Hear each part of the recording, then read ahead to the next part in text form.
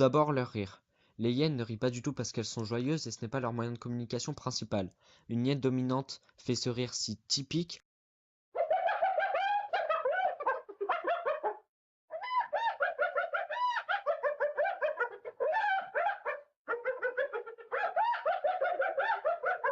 pour affirmer sa domination par rapport à une hyène soumise. Ah, une bonne grosse idée reçue comme on les aime. Alors, les hyènes sont-elles charognardes?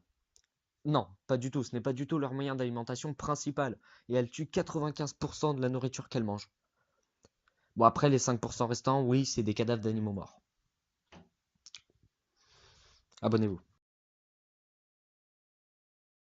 Ensuite, elles sont peureuses et fourbes. Non, elles sont juste intelligentes. Bah oui, c'est la meute qui fait leur force, c'est le nombre. Et une hyène seule a très peu de chances de s'en sortir. Elles ne sont pas lâches, elles survivent. Les hyènes sont des parents proches du chien.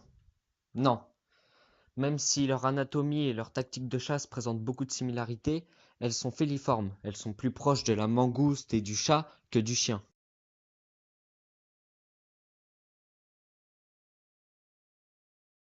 Les hyènes sont bâties pour la course. Et oui, avec un cœur 2 fois plus gros que celui du lion, elles peuvent courir à une vitesse de 60 km/h sur 20 km. Les hyènes épuisent leur proie, tout comme les chiens par ailleurs. Mais le plus impressionnant chez la hyène, c'est la puissance de sa morsure. Et oui, si je vous dis 9000 newtons, ça ne vous parle pas beaucoup. Mais la morsure du lion est à 4000 newtons. C'est-à-dire que la hyène, qui est un animal plus petit que le lion, a plus du double de la puissance de sa morsure. C'est juste incroyable.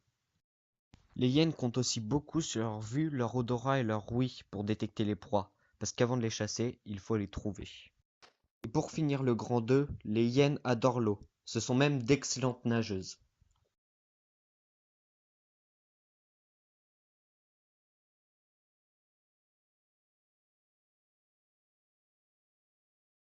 Lorsqu'elles veulent faire peur, les hyènes dressent leur queue, lèvent leurs oreilles et hérissent leurs poils pour donner un côté menaçant.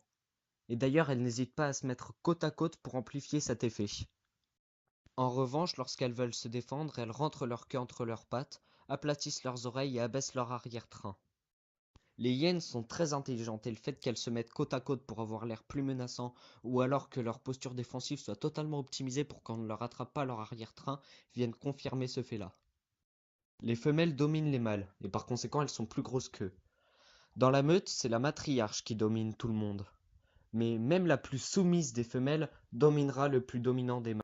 Comme je l'ai dit précédemment, leur stratégie de chasse repose sur l'épuisement. Même si l'animal qu'elles chassent court plus vite qu'elles, elles le rattraperont forcément. Autre fait intéressant mais plus morbide, les hyènes sont capables de représailles sur les membres de la famille d'une autre hyène. Cette capacité à détecter les parents d'un individu était spécifique aux primates, pensait-on.